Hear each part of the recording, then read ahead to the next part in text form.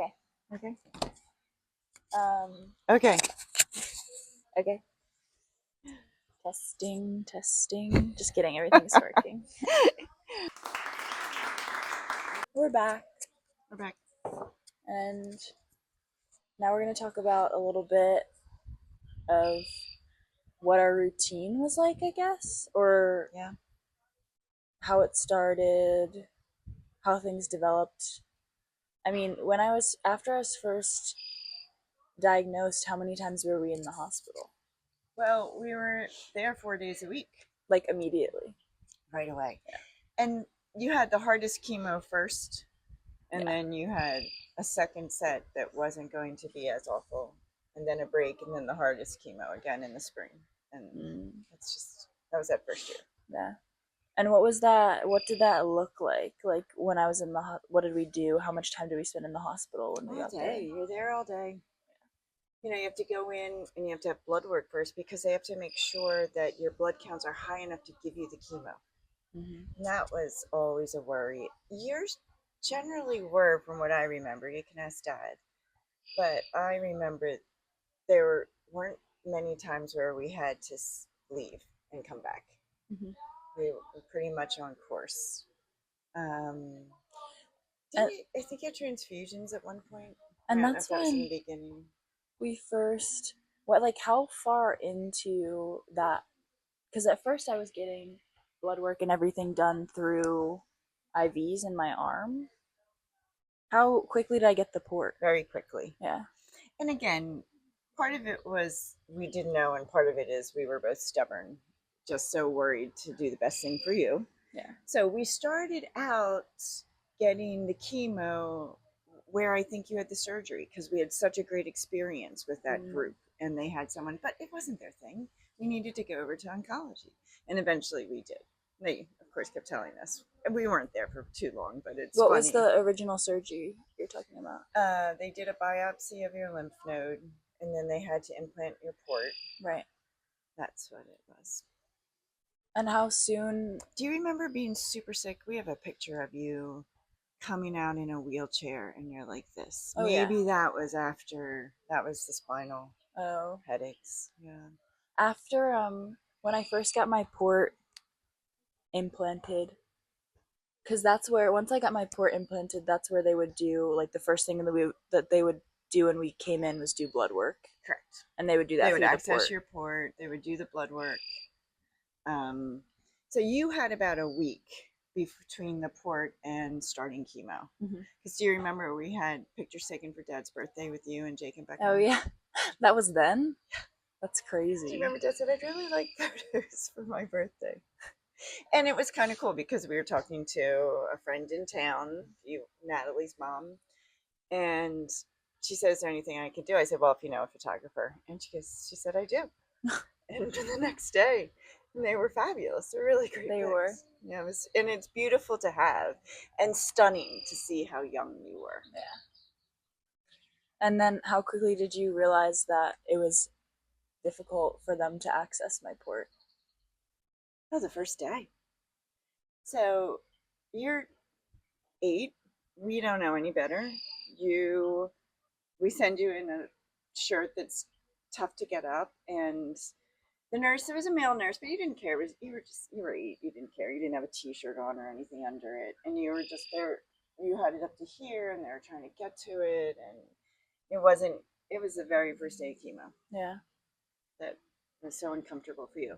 And I say you were 8, you didn't care, but you did care. Yeah. You were 8 and you cared. Of course you did. And then? Okay, so then the story is we go home that night, and I just thought I can do something about this. And it's such a helpless feeling, as anybody will tell you. It's just there's so little you can do as a parent. Yeah. I mean, we were crazy about germs, and we were crazy about your food and everything else, just making sure you were healthy, but there isn't much you can do. It's really in their hands, it feels. So I went home, we got an old shirt of yours, and I just, watching that whole thing, had the idea of, I can create an opening, I can make that easier. Yeah. And so I just cut scissors down your shirt and sewed Velcro because I had Velcro. Mm-hmm. And when we went to CHOP the next day for treatment, they were so surprised. They'd never seen anything like it. It made life so much easier because you just opened up, Mm-hmm. they accessed you, we Velcroed you back, and all the tubes hung. So all day long, whenever they had to take your blood work or check something, all they had to do was just, they never had to bother you. Yeah. Until the end of the day, and then you opened back up. They took the access out, and that was it. Yeah. That was great. Yeah. And then we made it fun. Mm-hmm. Then we found Snoopy shirts for you, Yeah. or It was fun. I remember I loved Snoopy, and we ordered that pack of like 10 Snoopy shirts and we would off get them in Etsy or different, something. Yeah. right? And they would be different. So we'd have Christmas, or we had St. Patrick's Day. Yeah. Yeah. Yeah. We'd make one for you and your port, and one regular one. Mm-hmm. Yeah. So we were spending 4 days in the hospital like right away. Pretty Right away. quickly. That's Yeah. how it is. It's the hardest thing right away. I remember they always played Mickey Mouse Clubhouse on the TV. Oh my gosh. So annoying. It was so annoying because they played it. It was like on all the time, constantly, always. But I definitely read a lot. I was going to say, I remember that we didn't use phones or iPads or anything when that first year. Yeah, which You is know, crazy. which is how we did things. Yeah. Right? We played games or cards, and they were awesome. The life specialists, because we'd get clay Yeah. and some fun things to do. And I remember they brought around a cart of books. Yep. Yeah. I don't think we read as much in the hospital as we did at home. Yeah. I remember reading in the hospital though. I mean, you reading to you. Oh yeah. Yeah, at home. That's all. That was our main thing once you got really sick. Yeah, and I was taking medication too pretty quickly. I know I had to take 5 pills in the morning. Yeah. I don't remember what they were. And we had a All chart. different pills. Yeah. And Dad and I both had it.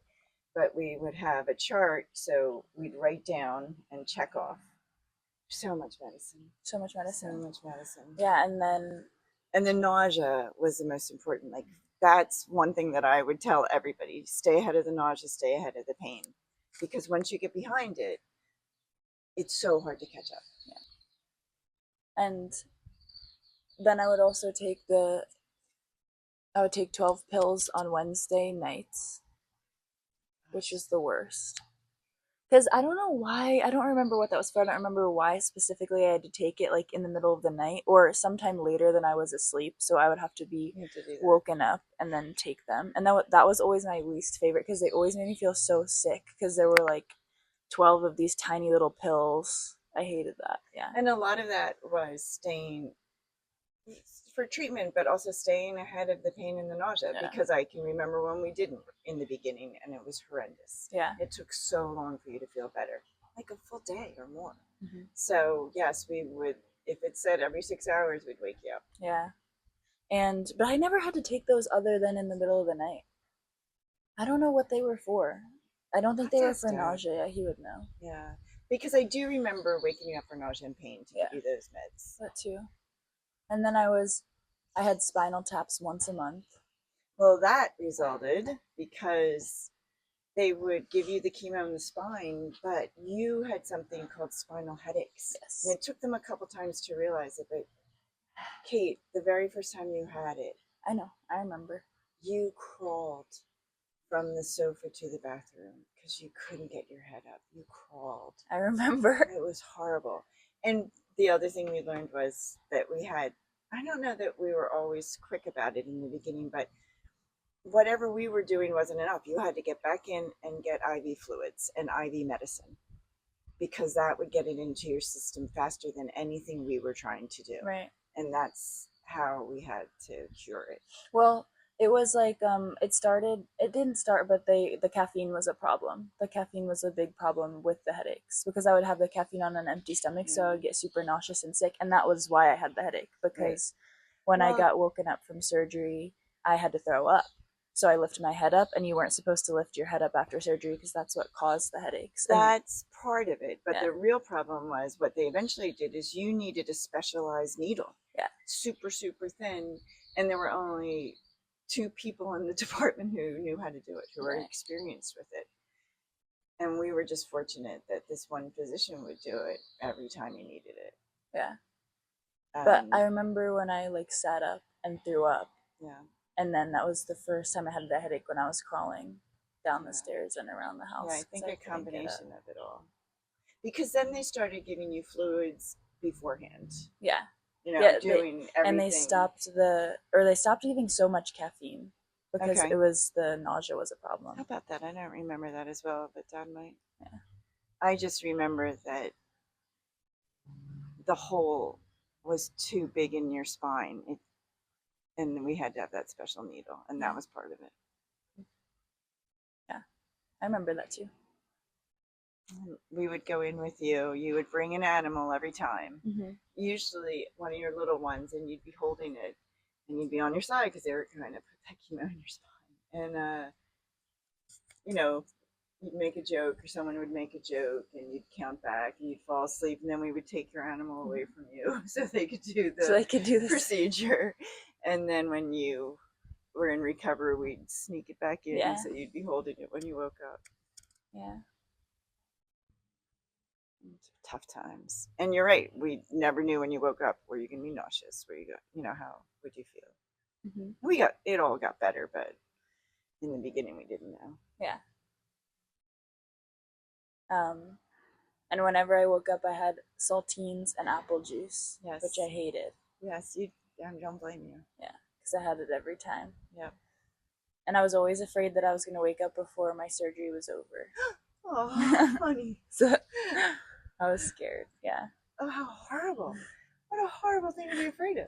Did you ever voice that? Probably not. Bug. Only because we could have all reassured you. I know, but I don't think that it would have mattered. I wonder why you thought that. Because what if?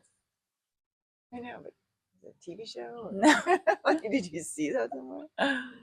Oh, honey. Mm-hmm. Yeah. Yeah, but I always felt sick because of the yeah everything there. It is crazy. I mean, no matter what, no matter how far we stayed ahead of it, you were feeling sick. Yeah.